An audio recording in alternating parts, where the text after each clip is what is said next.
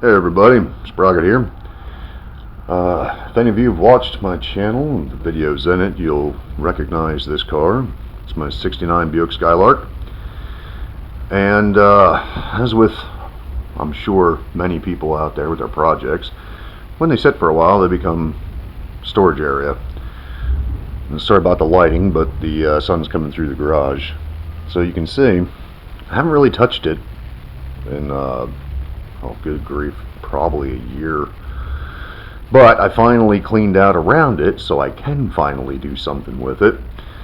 Now, if I recall correctly, I mentioned that there was a spot on the floor over here that needed to be addressed. So I'm going to try and show you that. I don't know how well you're going to be able to see it. Right there.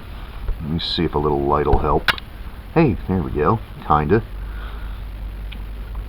I don't know how great that is, but you can see there's a big gaping hole there. Now, that is the only hole in this floor.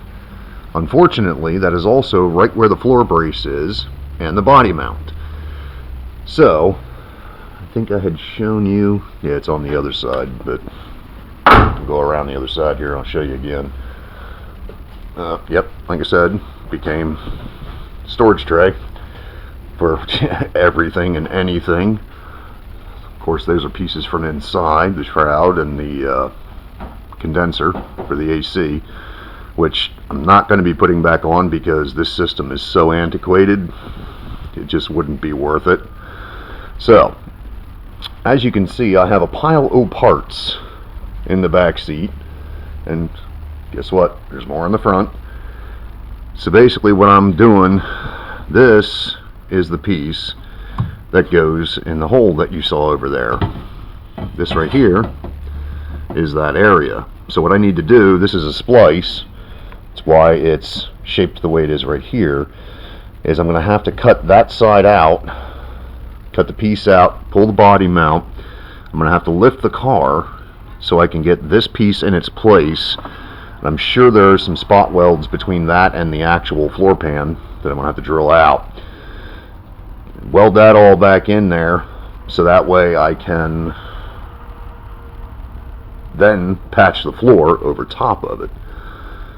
I'm not sure yet, it's pretty ugly, but I'm probably going to have to replace that body mount bushing and bolt and all that stuff too. But that's one thing that's been holding me up from getting anywhere with this. The other thing is right here. This one isn't as bad as the other side. I could probably salvage it, but this is where the radiator core support mounts. The other side, as you can see, is a lot worse. So my plan is to cut this out. Once I figure out the diameter of this this hole here, what I can do, what I want to try to do, is hit up a hardware store and see if I can find a washer that has that same size, and then cut it out and then patch it in, basically making a new hole for the support.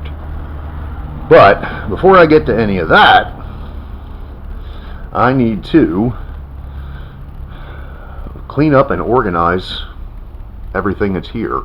Plus I also need to take stock of the parts that I have so I know if I need more.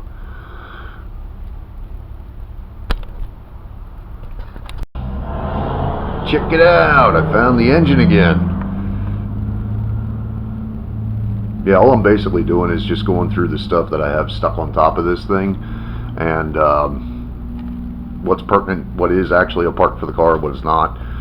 Like this here, I did a short video replacing the seal on that back door. This is the one for the other back door. I don't have the front doors yet, because they, I think, were on back order, or they were more expensive, I don't remember which. But so now I got to go through this stuff and figure out what needs to go, what needs to stay. Alright, so just made my list of all the stuff that I have after going through the car. That's a normal sized piece of paper, so as you can see, I have a lot of parts. Now, there's still a couple of things I could get, but this is the first step, because I spent several years, at least a couple of years, can't say exactly how long, just collecting parts. Plus, I did find out I do have the front door seals for this and the trunk seal, which I was very happy to figure out, because I opened the trunk earlier to figure out what was in there, if there was any parts that were pertinent, but not a whole lot. When I closed it, excuse me, it was like metal on metal, so I was like, I need to replace that seal. And I found out, yeah, I do have that seal inside here. Now, what you can't see down here on the floor is all of my trim, and it's on the seat too, and my headlight bezels, and all of my bright work, for the most part, is in the back seat here.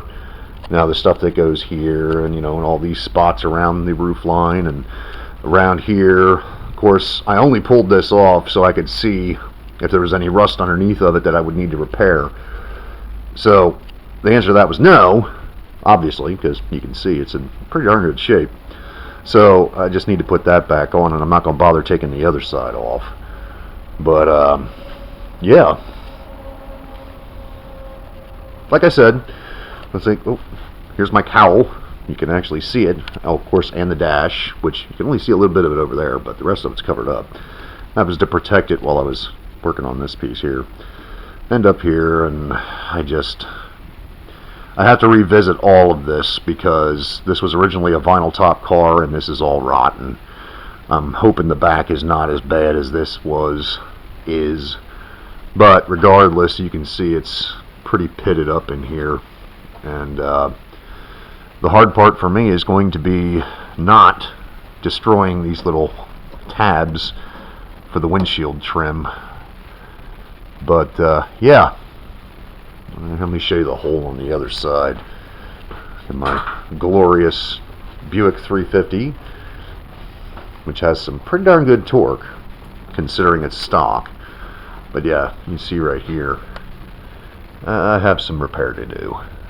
And up in here, there's some holes. You can kind of see it. Yep, there you go. Now you can see it. A little further back, there's some holes. But like I said, this car spent its life originally with a vinyl top, so yeah. I thought I remembered one. It's probably on the other side. There's a hole down here, which that's not from the vinyl top, that's from other stuff, but you can see the bubbling right in here. This would have been a place where the water would have sat. It's back here. I don't know how much of this is Bondo and how much is actual metal, because up here would have been where the water would have sat when the vinyl top was on it, so I don't know how much of that is actually still metal, but I will find out, but that won't be until later. So yeah, the journey continues, but it won't be a short one. So, till next time, thanks for watching. Have a good one.